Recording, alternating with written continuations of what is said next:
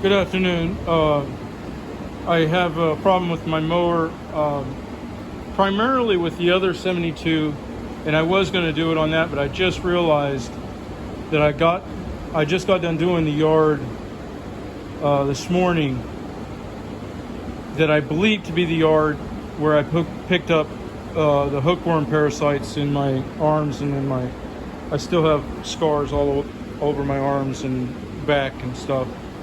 And the conditions are such that they might be viable because we did get a lot of rain the last few days. So I'm not going to work on that mower, but when I put this one up to service the blades, back to the other mower, I'll leave that mower sit or use it on a dry property, and then it should be good to go, and then I can do what I need to on it. But I lifted this mower up to get the blades done up and grease the bearings, and I realized that I'm having the same problem. It's the bearings on this side, and it's only that side.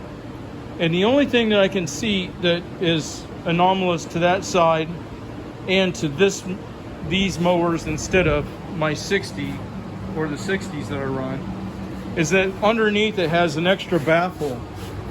And on both mowers that baffle has failed, and it almost seems as if the problem is kind of correlates to when that failure happened. Now, I could fix it two ways. I could put the plate back in, cut a plate to fit and mend it. Or what I'm leaning towards, hang on, I got a gas tank leak in here. Let me tighten down see, I'm going to be grinding and stuff, so let me tighten that down, see if I can get it shut off. I'm using snapper caps for snapper mower. They seem to work, but they ain't the best, I'll have to remember to loosen the vents back up because it'll choke it out. It won't get fuel. Okay, so back to it. Don't want that big puddle back there while I'm grinding, so that's got to evaporate. So what I'm thinking I want to do is cut that out instead. A friend of mine that bought one of my other mowers that I had the double foot lift on, he got the new hyperdrive, and he's having a lot of problems with air blowing out. He's got the big, the big block motor, the 37 horse or whatever. So he's like, as much as he idles it, he can idle it way down where it's not even good for the machine because it's not giving enough flow rate for the hydros and everything. And he says he still has this big air pressure on this left front, and then of course when you're tracking forward, he's driving right into a cloud of dust. And I wonder if he has this plate on that deck, if the factory's putting that on those mowers, and if that could be part of the problem. I think the intent was to have a smaller chamber with the same rotation and same lift on the blades would give you more velocity on this side, because those clippings have to travel further to get out the exit. My thinking is that's not necessary, so I'm going to open it back up so it's all the same. My 60s don't have that, and these old 72s are really only 69 inches wide, so the extra 9 inches, I don't think you need that. Plus it's ruining the bearings for some reason. See, these ones were tight and I replaced them all at the same time. So, I think it's just the cavitation, airflow, and that chamber there is letting the dirt maybe even get into the bearings. You'd be surprised at just what airflow and stuff can do. On these decks, I don't know why they designed that. To me, I like to just get the clippings out in big shape. They can be big clippings laying on top the lawn. That's fine by me. If it's too many, I come back and cross it up. What I can't stand is when they get chopped up real fine and they're wet and they make a tight ball that falls down in the yard. You got to go pick those up. There ain't no way around it.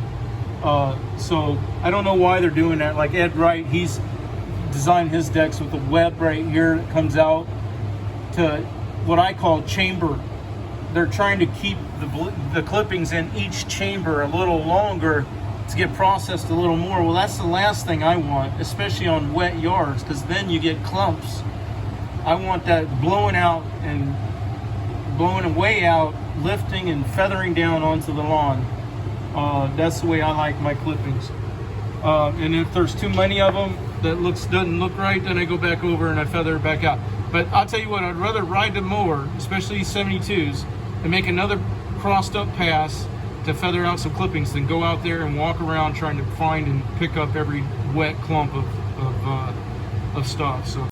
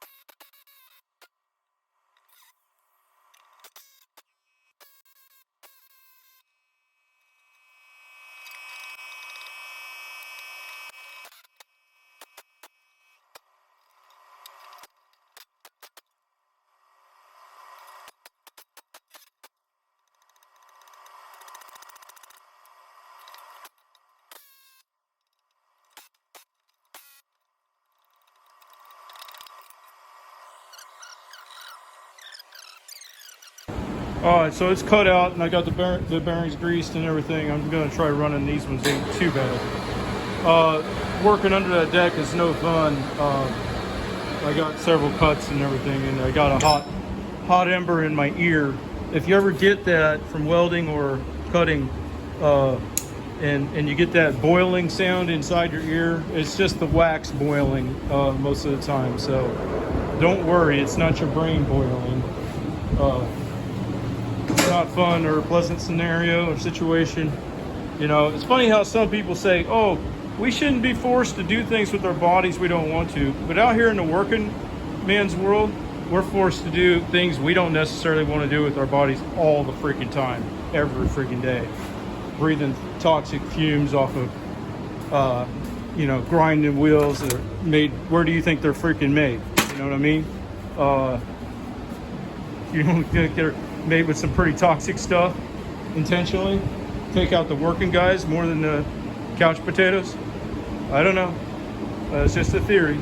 But anyway, so if you're underneath the thing, wear your earplugs just to keep those embers from getting in your ear. I knew that, but I forgot, and I had one boiling for a minute there. The wax was boiling anyway. All right, I'm going to see how this does, and I'll let you know in future videos. I'll go ahead and give you a little update right now. I'm 2 yards in, and just wow. I mean, the cut quality is so much better.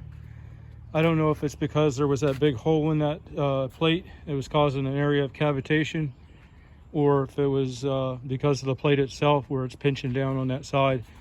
I'm not quite sure why they do that. Wright does it across the backs. There's probably wind chamber studies that show that it's beneficial, but I like it the way it is. It's my new favorite mower now. It doesn't pinch the wind down over here. It just lets it all flow, and I get a nice dead even cut. And I'm pretty sure that's what was giving me problems on the St. Augustine with levers and stuff. On sparse St. Augustine. Dense St. Augustine, anybody can cut it with anything. But yeah, it's my new favorite now. This was my backup. That's the way it goes, man. I just make a change. The other day I put the extra foot lift on and I swaged the deck for traction. Now it's become my favorite over the past week.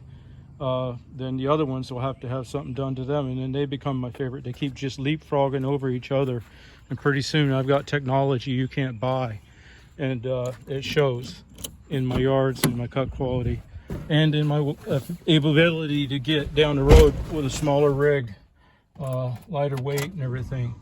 So I'm happy with that. I really wished I would have done that a lot sooner. I'm going to get maybe a couple more. It's real late, but I was sick today and yesterday, so not even supposed to be mowing, but you got to do what you got to do. I'll catch you later.